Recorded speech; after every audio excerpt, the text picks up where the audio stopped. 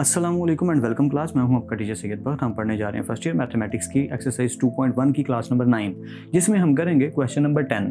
देख सकते हो व्हाइट बोर्ड पे काफ़ी कलर बिखरे हैं यार, रंग बिरंगा हुआ है सारा कुछ। एक्चुअली आज फिर इंसिडेंट हो गया मेरे साथ, अफसोसनाक वाकया अगेन हैपेंड। वो क्या, मैंने पूरे का पूरा लेक्चर आपको समझा के नोट कर लिया, या ये पूरे का पूरा पहले समझाया, ये पहले नहीं लिखा हुआ था, लेक्चर रिकॉर्ड किया, सारा समझा दिया। ये ब्लू जो भी लिखा है, ये ब्लैक जो भी बनाया है, ये सब समझाते हुए बनाया है, पहले ये नहीं था। फिर क्या हुआ, जब मैंने बाद में वीडियो को स्टॉप किया, कैमरा को स्टॉप करके वीडियो को जब चेक किया, तो पता चला साउंड रिकॉर्ड ही नहीं हुआ, जस्ट वीडियो रिकॉर्ड हुई। एक काम करता हूँ, आपको जल्दी से फॉरवर्ड वे में दिखाता हूँ कि एक्चुअल में वीडियो बनी थी लेकिन उसकी ऑडियो नहीं थी। देखो ज़रा,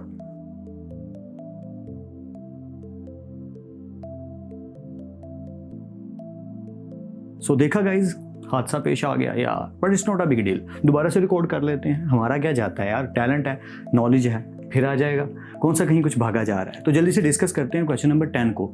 लिटरली इंटरेस्टिंग क्वेश्चन, मज़ा आएगा करने। क्या है, विच पेयर्स ऑफ सेट्स। पहली बात तो ये कि जितनी स्टेटमेंट्स हमें गिवन हैं वो सब पेयर्स हैं, सेट के पेयर्स हैं। एक सेट ये है, एक सेट ये है, तो ये क्या हो गया, पेयर्स। तो कहीं कहीं हमें टेबुलर फॉर्म में गिवन है, कहीं कहीं हमें सेट बिल्डर तो नहीं या डिस्क्रिप्टिव फॉर्म में गिवन है, और कहीं कहीं टेबुलर फॉर्म में। तो सेट बिल्डर तो नहीं, लेकिन डिस्क्रिप्टिव फॉर्म में और टेबुलर फॉर्म में गिवन है। बट ये पेयर्स हैं, अगर आप देखो तो दो सेट गिवन है, तो दो सेट को हम पेयर कंसीडर कर रहे हैं। कह क्या रहे हैं वो, विच पेयर्स ऑफ सेट्स के जो पेयर्स हैं इनमें से कौन से इक्विवेलेंट हैं, which of them are also equal. तो हमें पहले ये पता होना चाहिए कि इक्विवेलेंट सेट्स कौन से होते हैं और इक्वल सेट्स कौन से होते हैं। यहाँ मैंने एक छोटी सी कोट बना के, एक नोट बना के लिख दिया, लेकिन बेटर वे यही है कि आपको सिंपल वे में शॉर्टली पहले ये सिखा दूँ, समझा दूँ, बता दूँ कि इक्विवेलेंट सेट्स क्या होते हैं और इक्वल सेट्स क्या होते हैं। तो बेटर वे यही है, पहले जल्दी से जाओ और सीख के आओ इक्वल सेट्स क्या होते हैं और इक्विवेलेंट सेट्स क्या होते हैं। So let's go. Welcome guys, आज मैथमेटिक्स का एक बहुत ही सिंपल सा बेसिक सा कॉन्सेप्ट डिस्कस करने लगे हैं, जो बहुत दफ़ा आंखों से गुजर चुका है। फर्दर आगे लाइफ में, जब तक मैथमेटिक्स लाइफ में चलेगा, गुजरता रहेगा, या अप टू मास्टर्स लेवल। जब भी सेट्स की बात आएगी, ये टॉपिक, ये वर्ड सुनने को अक्सर मिल जाता है, equivalent and equal sets. What is the difference between these two. तो आज हम सिंपल वे में सादे सी बातों को डिस्कस करके सिंपल वे में समझ लेंगे कि फ़र्क क्या है। तो डेफिनेशन तो मैंने लिखी दी, तो फिर मैं समझा भी देता हूँ। पहली बात तो ये, इक्विवेलेंट क्या होता है। Two sets A and B are equivalent sets if number of elements are equal. तो ये मैं अंडरलाइन कर देता हूँ कि बेसिक बात ये है, अगर दो सेट हैं, सेट A के जो भी अंदर लिखा होता है वो एलिमेंट्स होते हैं। तो सेट A के एलिमेंट्स अगर सेट B के एलिमेंट्स के इक्वल हैं, ये ज़रूरी नहीं कि वो सेम हो। अभी मैं एग्जांपल भी करवाता हूँ छोटी सी जल्दी से आपको। अगर वो सेम ना भी हो, इक्वल हो, तो हम कहेंगे वो इक्विवेलेंट सेट है। आई होप आइडिया हो गया। फिर दूसरी बात क्या है, two sets A and B are equal sets if number of elements are equal and same in both. अगर दोनों में सेम है तो होंगे वो इक्वल सेट, वरना नहीं। अब इसका मतलब क्या है, तो एग्जांपल से समझते हैं। एक छोटी सी एग्जांपल करते हैं। एग्जांपल क्या होनी चाहिए, फॉर एग्जांपल मैं A में कुछ नंबर ऑफ एलिमेंट्स ले लेता हूँ 1 2 3 एंड 4, और B एक सेट ले लेता हूँ जिसमें वैल्यूज़ ले लेता हूँ, elements A B C and D, that's it. अब मुझे ये बताना है कि ये दोनों इक्वल हैं या इक्विवेलेंट हैं। तो सिंपल सी लॉजिक है, मैं स्टेटमेंट को देखूंगा, जो स्टेटमेंट के ऊपर वेरीफाई हो जाएगी, जो इन दोनों स्टेटमेंट्स में से जिस स्टेटमेंट को अलाउ करेगी वो हो जाएगी ठीक, वेरीफाई करेगी, आई मीन टू से। तो बात क्या है, नंबर ऑफ एलिमेंट्स। तो इसके नंबर ऑफ एलिमेंट्स कितने हैं, 4। इसके नंबर ऑफ एलिमेंट्स कितने हैं, 4। तो because order of A is equal to order of B। Order का मतलब तो आप जानते ही हो कि एलिमेंट्स कितने हैं। तो A में भी 4 हैं, B में भी 4 हैं, तो हम कहेंगे कि ये दोनों सेट, ये जो पेयर बनता है A एंड B का जो पेयर है, ये क्या है, ये इक्विवेलेंट है। अब आपने पूछा सर कि इतनी सी बात है तो आपने इक्वल चेक क्यों नहीं किया। यार मुझे चेक करने की ज़रूरत नहीं, क्योंकि दूसरी जो रिक्वायरमेंट है वो पूरी हो ही नहीं रही। पहली रिक्वायरमेंट थी number of elements are equal, वो तो इक्वल है, बट एंड सेम, क्या वो सेम है, नहीं वो सेम नहीं है। क्यों, मैं एक एग्जांपल देता हूँ, और हम एक और एग्जांपल ले लेते हैं। इसे कह देते हैं एग्जांपल 1, इसे कह देते हैं एग्जांपल 2। मैं यहाँ ले लेता हूँ 1 2 3, और B ले लेता हूँ 1 2 3। ऑलराइट, अब ए और बी एक वन बाय वन चेक करते हैं. Number of elements are equal, of course number of elements are equal, so this is equivalent. But let's check the second condition. Number of elements are equal, of course number of elements are equal and same, या number of elements equal भी हैं और same भी हैं. तो अब हम कहेंगे कि A and B set of pair जो है ये क्या है, ये इक्वल सेट्स हैं. Equal sets, equivalent sets. I hope idea हो गया. इससे एक चीज़ तो पता चल गई, वो क्या, कि जो भी इक्वल सेट्स होते हैं वो इक्विवेलेंट सेट्स भी होते हैं. या ना, देखो अगर इक्वल सेट है, दुनिया का कोई भी इक्वल सेट है, फॉर एग्जांपल एक सेट है जिसमें लिखा है ए एंड बी और दूसरा सेट है उसमें भी लिखा है ए एंड बी, तो नंबर ऑफ एलिमेंट्स तो इक्वल हो गए, तो इक्विवेलेंट तो वो हो गया. अब ये चेक करना है कि क्या वो सेम है. अगर वो सेम हुए तो उसे हम इक्वल कह देंगे और अगर वो सेम ना हुए तो उसे हम इक्विवेलेंट कह देंगे. मैं फिर से रिपीट कर देता हूँ. अगर एक सेट है ए, उसमें दो एलिमेंट्स हैं ए एंड बी, और एक और सेट है बी जिसके एलिमेंट्स हैं ए एंड बी, तो दोनों सेट्स के जो एलिमेंट्स हैं वो इक्विवेलेंट तो हो गए because number of elements are equal. But अगर वो सेम हैं तो वो इक्वल होंगे, वरना हम उन्हें इक्वल नहीं कहेंगे, इक्विवेलेंट कहेंगे. अब आपके माइंड में आखिरी एक और चीज़ आएगी, वो क्या, अगर मैं यहाँ एग्जाम्पल के तौर पर एक सेट लिखता हूँ 1 2 3 और बी एक सेट लिखता हूँ 0 9 5, नहीं एक और बढ़ा देता हूँ 6. ऑलराइट, अब यहाँ पे बात ये होती है क्या ये नंबर ऑफ एलिमेंट्स इक्वल हैं. तो यहाँ पे तो पहली कंडीशन ही क्लियर ना हुई, नंबर ऑफ एलिमेंट्स इक्वल ना हुए. तो ऐसी सिचुएशन में जहाँ पे नंबर ऑफ एलिमेंट्स इक्वल ना हो, ये चेक करने की जरूरत ही नहीं कि वो सेम है कि नहीं. पहली कंडीशन ये है कि नंबर ऑफ एलिमेंट्स इक्वल होने चाहिए. तो हम यहाँ पे लिख देंगे दीज आर नॉन इक्विवेलेंट. ये अलग टाइप आ गई, ठीक है, ये नॉन इक्विवेलेंट टाइप आ गई. ऐसी टाइप जिसके अंदर number of elements he equal नहीं है, आगे जाने की जरूरत ही नहीं. तो ये बात याद रखनी है कि जब तक नंबर ऑफ एलिमेंट्स इक्वल नहीं होंगे वो इक्विवेलेंट नहीं कहलाएगा, और जब तक वो इक्विवेलेंट कहलाता नहीं तब तक हम उसे इक्वल चेक करने को जाएंगे नहीं. आई होप सो कि आपको पॉइंट 100% क्लियर हो गया हो. जहाँ भी कन्फ्यूजन हुई है वीडियो को पीछे करके ज़रूर देख लीजिएगा. Good luck. Welcome back guys. I hope आपको अच्छे से समझ आ गई होगी कि डिफरेंस क्या है. उसी चीज़ को मैंने नोट बना के यहाँ शॉर्ट वे में लिख दिया है कि इक्विवेलेंट और इक्वल सेट्स में डिफरेंस क्या है. इक्विवेलेंट सेट्स वो सेट्स होंगे जिनके नंबर ऑफ एलिमेंट्स सेम होंगे, जैसे कि ये यहाँ पे नंबर ऑफ एलिमेंट्स सेम हैं बट क्या वैल्यूज़ भी सेम है, आई मीन एलिमेंट्स भी सेम है. तो एक चीज़ तो कंफर्म होगी कि अगर किसी सेट को इक्वल होना है तो पहले उसका इक्विवेलेंट होना ज़रूरी है. ऑफ कोर्स ना, यहाँ पे दोनों चीज़ें इक्वल होंगी, नंबर ऑफ एलिमेंट्स भी इक्वल होने चाहिए and the elements must be same, और एलिमेंट्स का भी सेम होना ज़रूरी है. यानी कि अगर यहाँ ए बी सी लिखा है तो यहाँ भी ए बी सी ही होना चाहिए. तो फिर हम कहेंगे कि जी नंबर ऑफ एलिमेंट्स क्या हैं, इक्वल भी हैं, सेम भी हैं, तो ये सेट्स क्या हैं, इक्वल हैं. बट अगर नंबर ऑफ एलिमेंट्स तो इक्वल हैं लेकिन सेम नहीं है एलिमेंट्स, तो कहेंगे क्या है, equivalent. I hope you get it. Okay, so let's begin it. तो पहला पार्ट तो वैसे ही हो गया कि नंबर ऑफ एलिमेंट्स तो इक्वल हैं बट नंबर ऑफ एलिमेंट्स जो हैं वो सेम नहीं है, इसलिए हम इनको क्या कहेंगे कि ये इक्विवेलेंट है. बस यही आंसर है, equivalent. Okay, part number 2, interesting.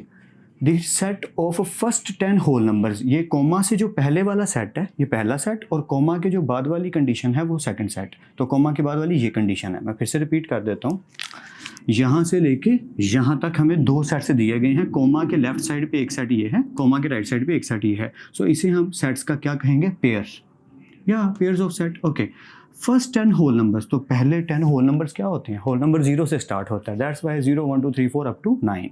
और यहाँ क्या लिखा है, 0 1 2 3 4 अप टू 9. तो एक चीज़ तो कंफर्म होगी, number of elements are equal, condition is true.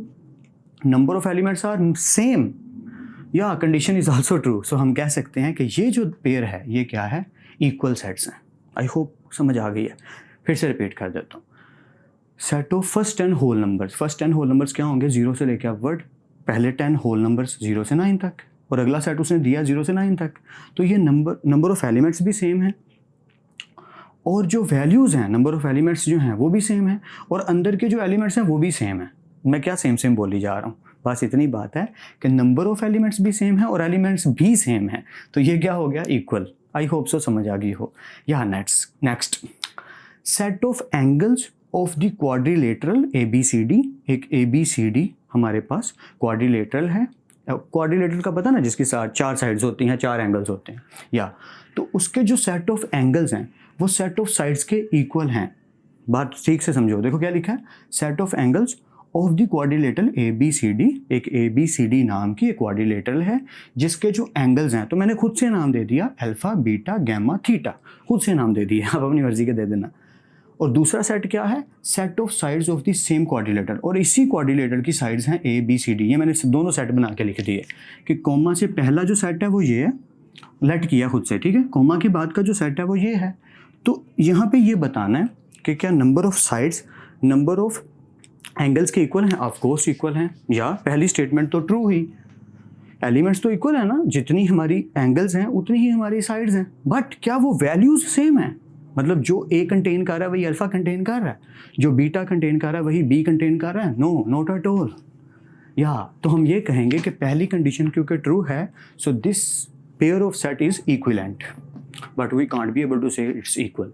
I hope you get it. या फिर से रिपीट कर देता हूँ, नंबर ऑफ साइड्स जो हैं वो इक्वल हैं नंबर ऑफ एंगल्स के, बट क्या वो दोनों सेम हैं? जो अल्फा वही A है, जो बीटा वही B है? नो, B एक साइड है, बीटा एक एंगल है, तो उनकी वैल्यूज सेम नहीं है, पर एलिमेंट्स इसमें भी 4 हैं, इसमें भी 4 हैं, तो इसलिए ये इक्विलेंट है।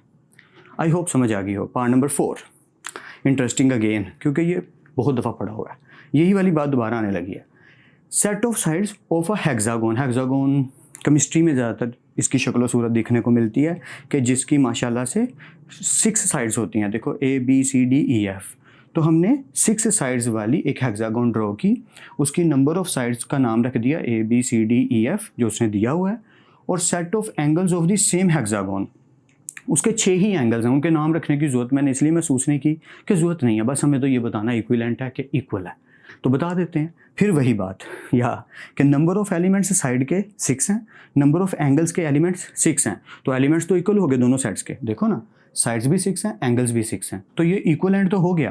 पर क्या इसको इक्वल कह सकते हैं? नहीं कह सकते, क्योंकि एंगल और साइड की वैल्यू सेम नहीं होंगी।